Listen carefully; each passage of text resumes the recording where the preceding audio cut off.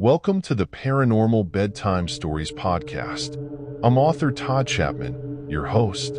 Join me as we explore the mysterious world of the supernatural. From encounters with aliens to sightings of Bigfoot, we delve into it all. I've experienced the paranormal since childhood and even had a near-death experience that led me to become a contact tour guide in Sedona, Arizona.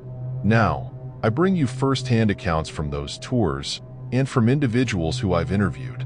Don't forget to subscribe and hit that notification bell to never miss an episode. You can find my books in paperback and for Kindle at Amazon.com or by using the link in my bio. Now, on to our story.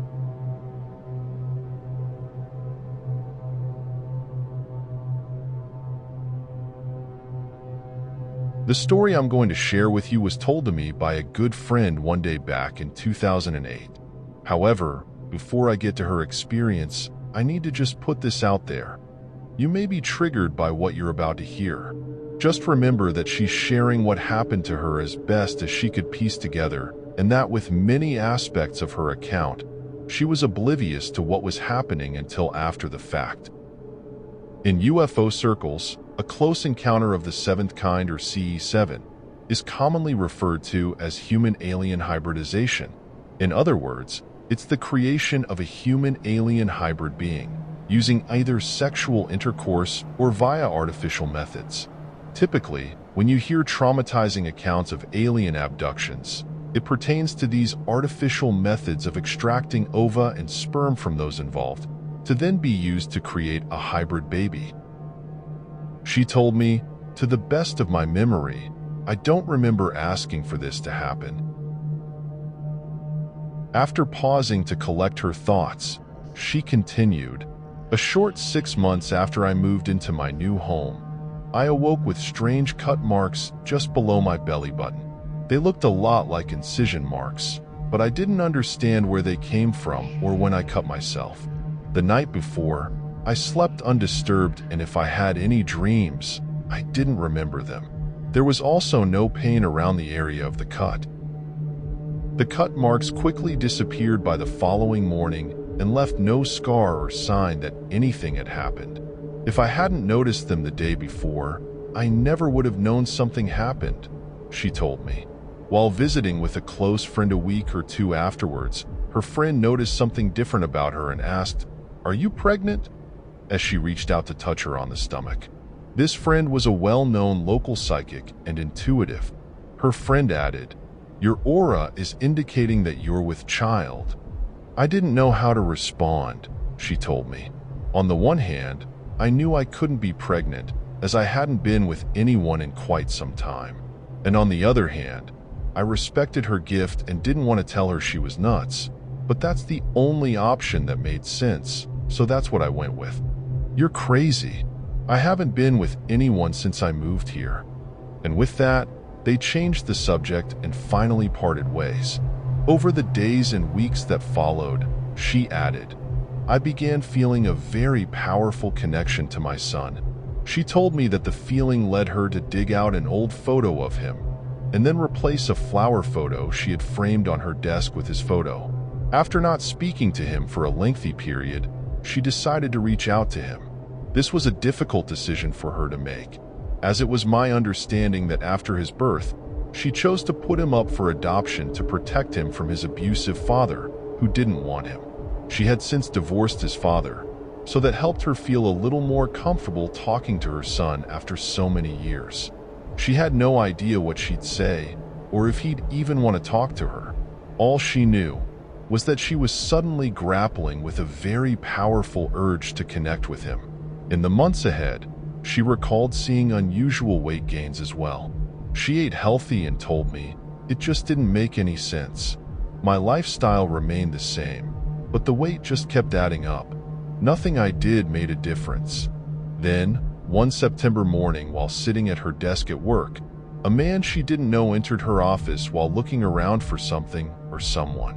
When he noticed her, he said, "You're the one." Now that he had her undivided attention, he continued, "Do you know you're implanted?" "Where or in what area of my body?" she asked out of curiosity. He then made a circular motion in front of her stomach and said, "In this general area."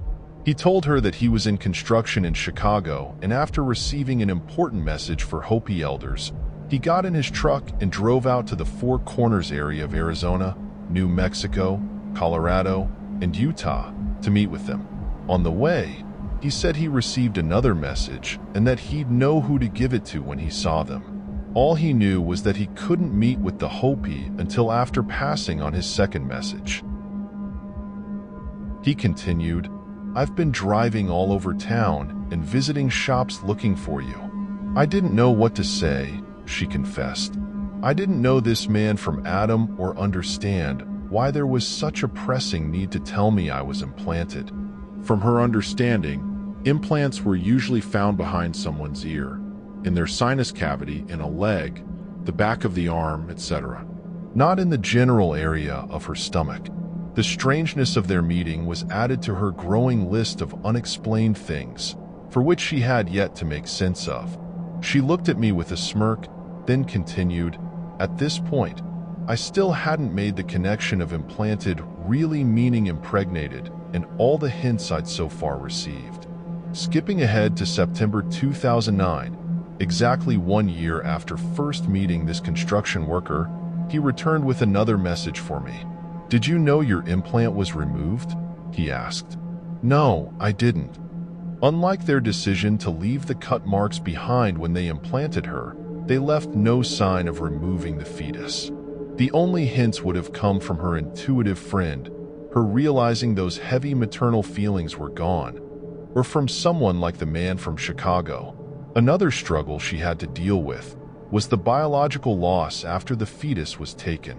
As a woman and as a mother, having previously navigated maternal and biological changes to support a new life, she later struggled mentally, emotionally, and physiologically with the sudden changes of that new life suddenly being taken from her. It was during this part of her ordeal she began putting the pieces together. Additionally, imagine how she may have felt knowing she didn't have a say in the matter. As with most if not all abductees, there are still many questions to be answered, such as, why me? Finally, no conversation about alien abduction or hybridization would be complete without bringing up how Jesus was conceived. Even after generations of indoctrination, some people still refuse to accept that the Virgin Mary simply awoke one morning with child. Might there be another possible and even plausible explanation? In the Bible, Book of Matthew 1 verses 18 to 20, it says, "Now the birth of Jesus Christ took place in this way. When his mother Mary had been betrothed to Joseph, before they came together, she was found to be with child from the Holy Spirit. And her husband Joseph, being a just man and unwilling to put her to shame, resolved to divorce her quietly. But as he considered these things, behold, an angel of the Lord appeared to him in a dream, saying, 'Joseph, son of David, do not fear to take Mary as your wife, for that which is conceived in her is from the Holy Spirit.'" The Talmud of Emmanuel, the Teachings of Christ, is an ancient document discovered in Jerusalem in 1963. It was found in a cave encased in resin and had remained buried there for around 2,000 years. As this document in so many ways goes against long-taught biblical ideas and endless revisions, church scholars and academia are largely opposed to its contents and claim it's a hoax.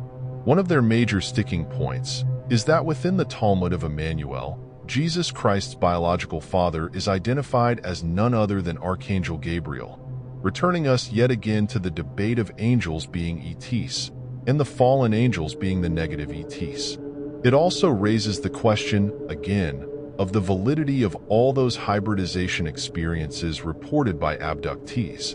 For some, it's easy to deny their stories because of differing beliefs.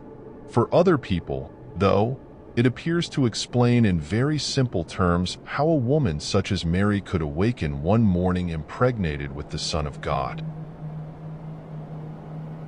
If, over the years, you've heard accounts of Noah's Ark being located, chariots, spears, and bodies underneath the narrowest point of the Red Sea being found at the crossing point of the Exodus led by Moses, the site location of the burning bush, the cities of Sodom and Gomorrah, the tabernacle, golden calf worship, etc.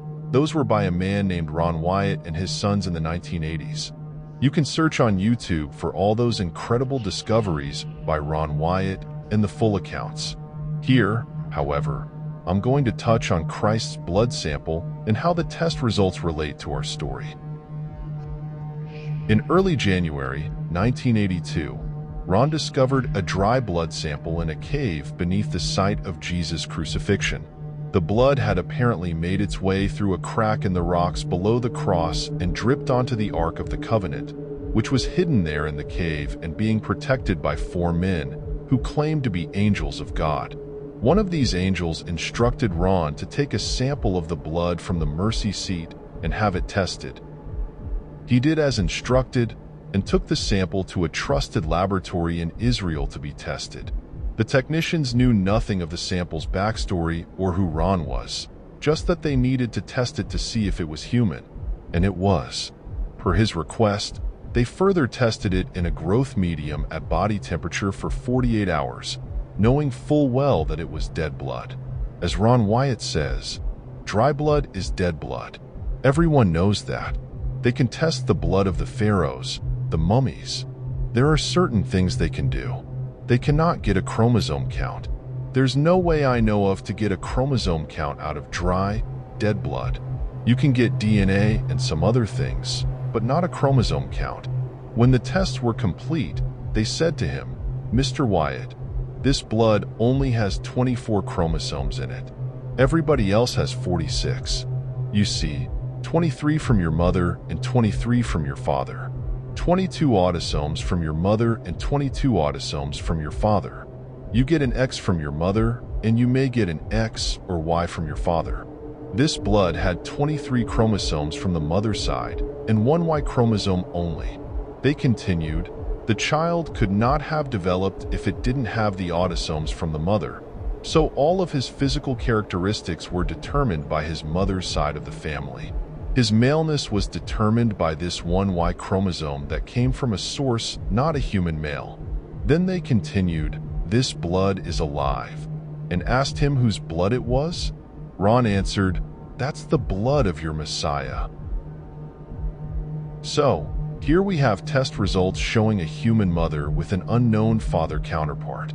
In 2005, I met a woman who told me that many of her past lives had been revealed to her. Or maybe a better way of saying this is that all of a sudden she had access to memories of different lives she's lived throughout time. Of interest here is what she told me about her relationship to the Sasquatch species. Like so many abductees, she recalls vividly laying on a table in a craft with beings standing over her. What is unique to her experience, however, is that she had been carrying the very first Sasquatch creation. After they removed the fetus from her, her only question was if she was good enough. In her case, she evidently knew she was playing a role in whatever was taking place. Could this really be possible, though? Could this human woman be the original mother to the Sasquatch species? Around 10 years ago, I heard a blog talk radio interview with a man named Richard Stubstad. The show discussed DNA testing of a toenail and 2 other samples they believed to be from Bigfoot. All 3 samples were from various locations here in the United States. The mitochondrial DNA, or mtDNA, results from our ancestral grandmother, passed down from mother to mother to mother over tens of thousands of years, revealed that samples number 1 and number 2 are similar to subglacial Europe or 15,000 years old DNA data on record. Sample number 3 is different, he said. Its mtDNA is believed to be upwards of 40,000 to 60,000 years old and out of southern Africa. The male counterpart's nuclear DNA, or nDNA, for all 3 samples revealed an unknown source. In other words, DNA analysis revealed the DNA from these random samples all had a human mother component, while the father was unrecognized within all known genomes. Richard Stubstad also stated that over the last 10 years, All evidence believed to be of Bigfoot DNA is 100% human in terms of female DNA. The male's DNA in each instance is always unrecognized or unknown. As part of the ongoing alien abduction saga and contact scenarios, many female abductees report later being introduced to extraterrestrial children who they strongly believe to be their own offspring. They even feel a very deep love for them, such as a mother would experience. As of the time of this story, my friend has yet to meet her implant.